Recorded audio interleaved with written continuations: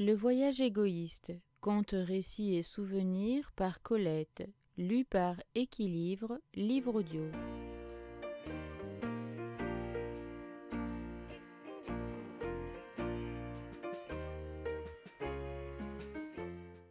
Quatre saisons.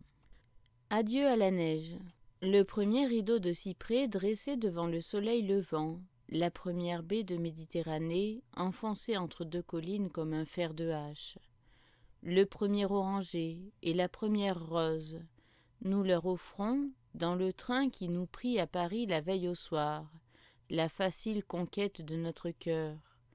Mais le soleil d'hiver connaît maintenant sa rivale, la neige pure, durable, bleue de réverbérer l'azur qui la baigne.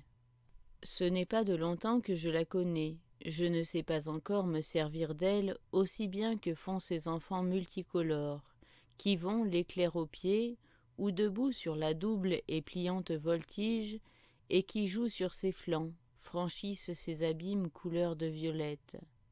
J'ai mesuré son pouvoir dès les premières gorgées d'un air qui porte jusqu'à la base des poumons une menthe subtile et glaciale. La neige. Un pays? La neige. Un climat? Non, une planète. La convoitise du conquérant sur elle s'arrête et rêve. Sur la neige seulement, les peuples se rencontrent, de nos jours en toute sociabilité. Son tranquille chaos accueille l'étranger qui y perd sa gourme, son chauvinisme, son âge d'homme. Car elle cache la terre dont l'homme ne peut toucher la vivante substance, respirer l'arôme, sans redevenir un pionnier féroce et sentimental. Sur la neige seulement, le sexagénaire et l'enfant peuvent s'asseoir sur les mêmes petits chars de bois et s'abandonner aux pentes. Ils se sentent l'un à l'autre pareils et croisent leurs sourires. Ils n'envient pas le bobsleigh, bolide empanaché de clameurs qui passe en fauchant l'air entre ces deux fusées de glace hachée. L'espace aussi, et le versant vertigineux appartient à la luge. Ses conducteurs manient deux rênes dont le petit char à patins se passerait bien. Mais devant tout meneur de char enchanté marche un coursier fantôme, et les deux bouts de la corde de luge assurément cravatent le col, brident la bouche d'une cavale de givre transparent qui laisse derrière elle ses 45 kilomètres à l'heure. Ma cavale fée savait bien qu'elle guidait une passagère attachée au terrestre délice. Elle m'arrêtait d'un tête-à-queue quotidien qui me jetait bas juste au seuil d'un chalet où le hareng sort se boucanait dans la fumée du pain, où le fromage dilué dans l'alcool et le vin bouillant pleurait de lourdes larmes succulentes sur la rôtie.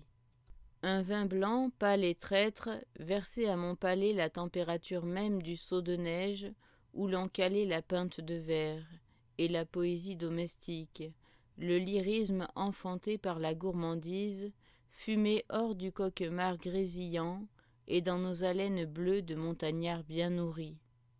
Royaume candide, précaire, éternel, ô neige, tu fais de l'homme un enfant gai, appliqué à sa consciencieuse oisiveté sportive.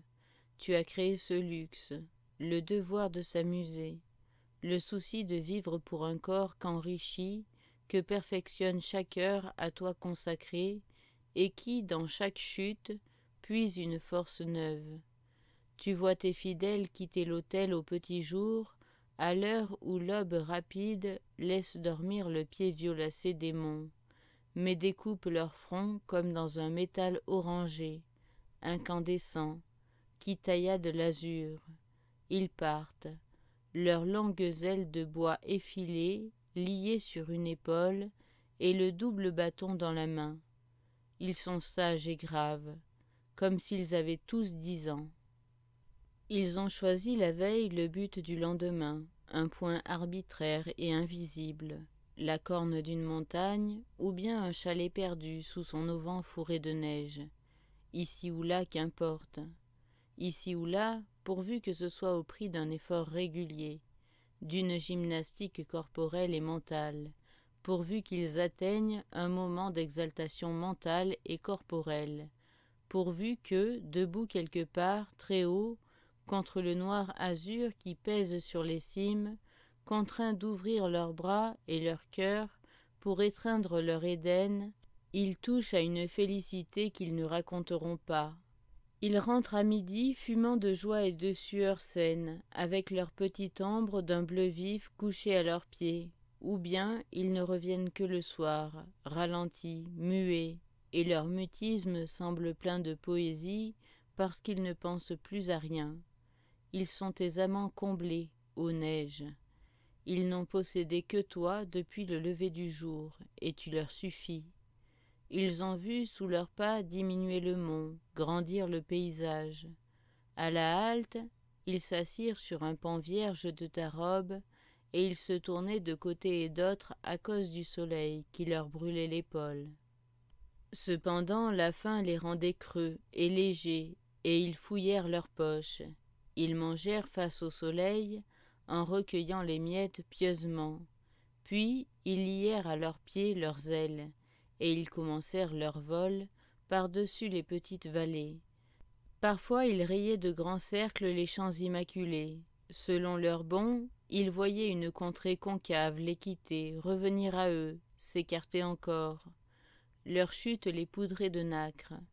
Ils plongeaient la tête la première dans des cratères de paillettes où le soleil mettait les 7 couleurs d'iris.